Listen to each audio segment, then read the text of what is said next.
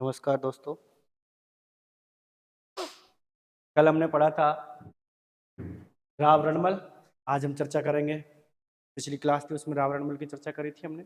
आज उसके पुत्र के बारे में चर्चा करेंगे और उसका पुत्र कौन है? रावजोधा। अच्छा, रावजोधा की क्या क्या विस्तार से जानकारियां हैं सारी आपको देंगे। नाम है रावजोधा। अब ये रावजोधा साहब जो हैं ये 1438 से लेकर के और 1489 तक शासक रहे हैं। 1438 से लेकर के 1489 तक शासक रहे हैं। और इनके पिताजी का नाम जो है, और पिता इनके हैं रावजोधा। पिताजी जो है राव रणमल है। राव रणमल ये इनके क्या हो गए? पिताजी हो गए। माता का नाम पूछ लेता है आपसे कि इनकी माता का नाम क्या था। तो माता का नाम था कोडम दे। कोडम दे इनकी माता का नाम था। आपसे पूछेगा कि जोधा का जन्म कब हुआ, तो जन्म बताना है आपको कि जोधा का जन्म कब हुआ। 1 अप्रैल को हुआ और 1 अप्रैल 1416 को इनका जन्म हुआ था। इसके बाद में आपसे मैं चर्चा करूं तो मैंने कहा था कि राव रणमल की हत्या जो थी वो भारमली ने कर दी थी। और भारमली ने जब इसकी हत्या कर दी तो इसके बाद में रावजोधा मेवाड़ से भागता है और मंडोर की तरफ भागता है। लेकिन मंडोर को भी अधिकार में ले लेते हैं कौन? मेवाड़ के शासक राणा कुंभा। और उसके बाद में मंडोर से भी चला जाता है ये कहाँ पर? काहुनी में। और एक काहुनी गांव में चला जाता है। तो रावजोधा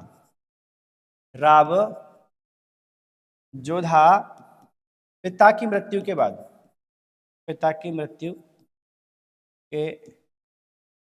काहुनी चला गया। कहाँ चला गया? काहुनी।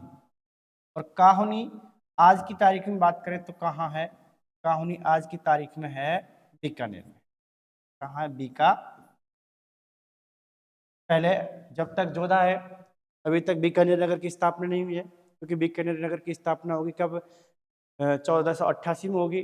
उसके पुत्र ने करी है। किसने करी है? राबिका ने। तो उसकी बात हम बाद में करेंगे। पहले अभी हम यहाँ पर चर्चा कर लेते हैं कि रावजोधा प्रयास करता है मंडोर को जीतने का, लेकिन मंडोर को जीत नहीं पाता है। जब ये बार बार इसके प्रयास असफल रहे तो इसके बाद में ये जाता है अपनी बुआ के पास। और बुआ इसकी कौन है? हंसाबाई। कौन है? हंसाबाई, है ना। तो हंसाबाई के पास में जाता है और एक संधि करता है ना। हंसाबाई के पास में जाकर के एक संधि की वार्ता करता है और संधि होती है कौन सी? आबल बाबल की संधि। आबल बाबल की संधि। आबल बाबल की संधि। और आबल बाबल की संधि आपसे पूछता कि कब हुई, तो आपको बताना है कि भाई साहब ये जो संधि हुई थी 1453 ईस्वी में हुई है। कब हुई है? 1453 ईस्वी में हुई है। आपसे पूछेगा कि आबल बाबल की संधि किस कौन कौन से राज्यों के बीच में हुई है। तो वैसे अभी शासक मंडोर का बना नहीं है, लेकिन फिर भी हम कह सकते हैं कि मारवाड़ का कौन हुआ करता था? जोधा। तो एक साइड में तो कौन सी है? मेवाड़। और एक साइड में कौन सी है? प्लस हो गई, संधि हो गई। और वो किसके साथ में? मारवाड़ के साथ में हो गई। अब कौन कौन कौन है? इधर से बात करें तो मारवाड़ है ना, मारवाड़। इधर साइड में बात करें तो कौन हो गए? इधर साइड में हो गए अपने राणा कुंभा। और इधर में हो गए कौन हो गया? रावजोधा। अब ये संधि हो जाती है इन दोनों के बीच में। संधि तो हो गई, कोई बात नहीं, संधि हुई। अब संधि हो रही है तो संधि की मध्यस्थता करने वाली कौन थी? तो संधि की मध्यस्थता करी थी भाई साहब। और मध्यस्थता करने वाली कौन थी? मध्यस्थता की थी हंसाबाई ने। किसने की थी? हंसाबाई ने। हंसाबाई ने की। हंसाबाई ने मध्यस्थता की। अब एक साइड में तो कौन है? कुंभाजी है। और एक साइड में है जोधा जी। बस क्या हो गया? जोधा जी। अब देखना जरा कि जोधा की तो क्या लगती है? ये बुआ लगती है। और इधर से बात करें तो इनकी क्या लगती है? कुंभा की ये क्या लगती है? दादी लगती है ना। अब इधर से एक और बात हुई कि रावजोधा की एक पुत्री हुआ करती थी और पुत्री का नाम था श्रृंगार देवी। क्या नाम था? श्रृंगार देवी। और श्रृंगार देवी का विवाह राणा कुंभा के पुत्र के हुआ। और पुत्र कौन था इनका? और इनका पुत्र था भाई साहब, पुत्र का नाम मिलेगा आपको राणा रायमल। राणा रायमल। और इन दोनों का क्या हो गया? विवाह हो गया।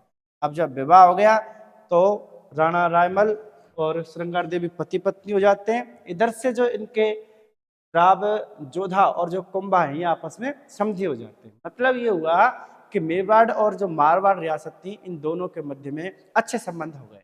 अभी तक खराब संबंध थे, तो ये वाली बात हो गई थी। तो अभी नहीं है ना। हाँ, अगली बात करते हैं। अच्छा, जो राबजोधा हैं, राबजोधा, राबजोधा की एक पत्नी थी और पत्नी का नाम है, पत्नी है, पत्नी, और पत्नी का नाम है जसमा दे। क्या नाम है? जसमा दे। इधर से एक पत्नी और है, पत्नी दूसरी है और पत्नी का नाम है नौरंग दे, नौरंग दे। अब जसमा दे के दो पुत्र हैं। जसमा दे के कितने पुत्र? दो पुत्र। एक का नाम है, एक का नाम तो है राव सातल देव, राव सातल देव, और दूसरे का नाम है, दूसरे का नाम है राव सूजा, राव सूजा। दो पुत्र ये हो गए इनके। इसके बाद में नौरंगदे की बात करें तो नौरंगदे का पुत्र था राव बीका, राव का, ये इसका पुत्र था। इस तरीके से अब क्या हुआ कि रावजोधा का एक भाई भी था, और भाई कौन था? तो भाई था राव कांधल। कौन था? राव कांधल, राव कांधल। और इधर से बात करें तो एक हुआ करता था बहलोल लोधी, दिल्ली की तरफ, यह है दिल्ली। क्या है? दिल्ली, दिल्ली। और दिल्ली का कौन है? बहलोल लोधी, ये था। बहलोल लोधी ने कभी राव कांधल पर आक्रमण किया और इसकी हत्या कर दी। राव कांधल की क्या कर दी? हत्या कर दी। किसने कर दी? बहलोल लोधी ने आत्म आक्रमण किया, आक्रमण किया और इसकी क्या कर दी? हत्या कर दी। इस बात का पता रावजोधा को चला तो रावजोधा बहलोल लोधी पर आक्रमण करने के लिए जाता है और साथ में अपने पुत्र राव बीका को लेकर के जाता है ना। तो इधर से कह रहे हैं कि रावजोधा है, ठीक है, रावजोधा पुत्र के साथ में जाता है। रावजोधा, रावजोधा प्लस राव बीका, राव कौन हो गया? बीका हो गया। ये दोनों जाते हैं और आक्रमण करते हैं किस पर? बहलोल लोधी पर। आक्रमण किया बहलोल लोधी पर। आक्रमण में इसका एक सेनापति था और सेनापति का नाम था सारंगखा। सारंगखा मारा जाता है। कौन मारा जाता है? सारंग, हाँ, सारंगखा मारा गया। इस आक्रमण सारंगखा मारा गया। जब रावजोधा और राव बीका दोनों लौट रहे थे, कहां से लौट रहे थे? सारंगखा को मारने के बाद में लौट रहे थे। तो रावजोधा और राव बीका ने एक जगह विश्राम किया। और कहां पर विश्राम किया? लौटते समय विश्राम किया इन्होंने, और विश्राम किया था द्रोणपुर में। द्रोणपुर में विश्राम किया। और द्रोणपुर में जब इन्होंने विश्राम किया तो इन्होंने, रावजोधा ने राव बीका से बैठ करके बात करी और चर्चा करी कि कहा कि जसमा देव बहुत जिद कर रही है और उसके पुत्र, बड़ा जो पुत्र है उसका कौन है? राव सातल देव है। लेकिन वैसे बड़ा कौन सा पुत्र है? तो बड़ा कौन है? राव बीका है। तो राव बीका को शपथ देता है कि आपको राजगद्दी की जिद नहीं करनी है। राजगद्दी पर बैठेगा कौन? बैठेगा राव सातल देव बैठे। उसने कहा कि पिताजी आप यदि इस बात को कहते हो तो मैं इस बात का समर्थन करता हूं और मैं गद्दी पर, इस पर नहीं बैठूंगा। जोधपुर की गद्दी पर जो है, जो मंडोर की गद्दी, उस पर मैं नहीं बैठूंगा। ठीक है साहब। अब ये जो है रावजोधा इस बात की शपथ दे देता है। किसके लिए शपथ देता है? राव बीका के लिए। क्या दे दी इसने? शपथ दे दी। और शपथ की पालन कौन करेगा? राव बीका पालन करेगा और वो जोधपुर की गद्दी पर नहीं बैठेगा। अच्छा, इसने ये बात मान ली राव बीका ने। फिर इसके बाद में क्या हुआ? तो इसके बाद में हुआ ये, है ना, इधर आ जाते हैं। ये आ गया कौन? रावजोधा, रावजोधा। और रावजोधा का बड़ा पुत्र जो है वो बड़ा पुत्र है राव बीका। राव बीका ने जोधा द्वारा, जोधा द्वारा दी गई शपथ निभाई, दी गई शपथ निभाई। अभी बताया मैंने क्या शपथ थी, है ना। जोधपुर की गद्दी पर कौन नहीं बैठेगा? जोधपुर की गद्दी पर बीका नहीं बैठेगा, है ना। मारवाड़ की गद्दी पर, मारवाड़ गद्दी पर, गद्दी पर बीका नहीं बैठेगा।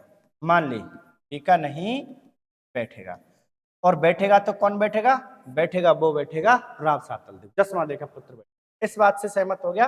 अब राव बीका ने क्या किया? जब इसको लग गया कि अब भाई मैं यहाँ का शासक तो बनने वाला नहीं हूं, अपने दम पर मुझे कहीं ना कहीं शासन करना पड़ेगा, तो यही इन्होंने क्या किया? जांगल प्रदेश जीता, है ना।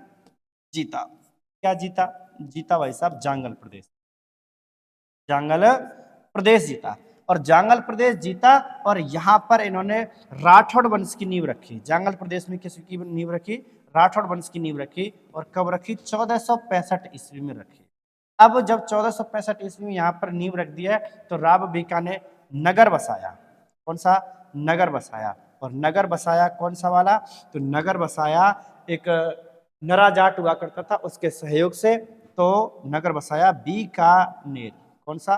बीकानेर नगर बसाया, है ना।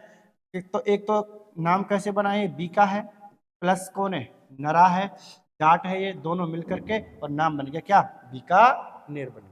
आपसे पूछ ले कि भाई बीकानेर की स्थापना कब करी गई है, तो स्थापना कब की गई? तो आप आराम से बताना, 12 अप्रैल और 1488 को बीकानेर नगर की क्या की गई? स्थापना की गई।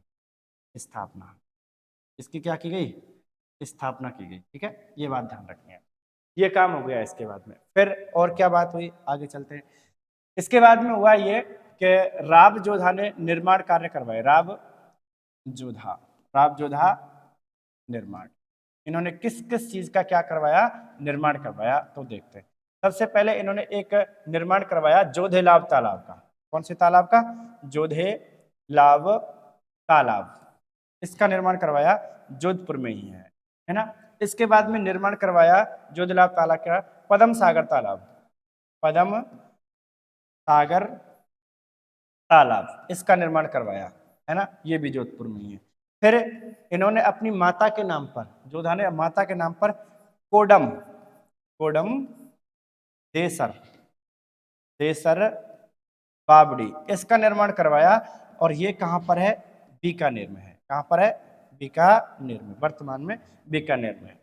इसके बाद में बात करते हैं और किसने? इसकी एक रानी हुआ करती थी, पत्नी जो हुआ करती थी, पत्नी थी जसमादे। पत्नी कौन थी? जसमादे। जसमादे ने रानीसर तालाब का निर्माण करवाया। रानीसर तालाब कहाँ पर है? जोधपुर में है। जोधपुर में है। अब एक चीज और इम्पोर्टेंट चीज इन्होंने बनवाई, तो क्या बनवाया? निर्माण करवाया। और निर्माण जो करवाया था वो करवाया था मेहरानगढ़ दुर्ग। किसका करवाया? मेहरानगढ़ दुर्ग का निर्माण करवाया। मेहरानगढ़ दुर्ग का जो निर्माण करवाया गया था, तो मेहरानगढ़ दुर्ग का निर्माण करवाया गया। पहले इसके उपनामों की चर्चा कर लेता हूं मैं। मेहरानगढ़ दुर्ग के उपनाम क्या क्या मिल जाएंगे? उपनाम मिलेंगे आपको गढ़ चिंतामणि, है ना। एक तो ये नाम मिलता है। एक नाम मिलता है मयूरध्वजगढ़। इसका क्या मिलता है? नाम मिलता है। इधर से बात करें कि भाई साहब इसकी स्थापना या नींव कब रखी गई थी? स्थापना की गई थी, ये की गई थी मई 1459 में, मई 1459 में। और यहीं पर एक नगर बसाया मेहरानगढ़ के पास में, यानी कि मेहरानगढ़ कहाँ पड़ता है? तो जोधपुर में, है ना। तो मैं यहाँ लिख रहा हूँ, यहाँ पर नगर बसाया, है ना। जोधा ने अपने नाम से क्या बसाया? जोधा ने नगर बसाया, अपने नाम से बसाया। और नाम रख दिया उसका क्या? जोधपुर। क्या नाम रख दिया? जोधपुर रख दिया, है ना। इसकी भी नींव आपसे पूछे कब रखी गई, तो जब जोधपुर की नींव रखी गई, मेहरानगढ़ की नींव रखी गई, है ना। साथ साथ ही ध्यान रखना। तो जोधपुर को क्या बनाया गया? राजधानी बनाया गया। अब आपसे पूछ लेता है जोधपुर को क्या बनाया गया? राजधानी बनाया गया, है ना। पहले राजधानी इनकी जो हुआ करती थी वो क्या थी? मंडौर। अब इनकी राजधानी जोधा के समय से क्या हुई है? राजधानी हो गई है जोधपुर, है ना। ये बातें आपको जोधा के बारे में याद रखनी। इधर से बात कर लेता हूँ कि राव जोधा की और एक क्या, राव जोधा की होती है मृत्यु। राव जोधा की क्या होती है? राव जोधा की होती है मृत्यु। और मृत्यु कब होती है? राव जोधा की मृत्यु तो 1489 में इसकी क्या हो जाती है? मृत्यु हो जाती है। 1489 में इसकी मृत्यु हो गई। जैसे 1489 में इसकी मृत्यु हुई तो इसका बड़ा पुत्र जो जसमादे का पुत्र हुआ करता था, राव सातल देव शासक बनेगा। इसके बाद में राव सूजा शासक बनेगा। राव सूजा का पुत्र आया बाघा, लेकिन शासक बाघा नहीं बनेगा, शासक बनेगा राव गंगा। और राव गंगा के बाद बनेगा मालदेव। ये चर्चा करेंगे अगली क्लास में।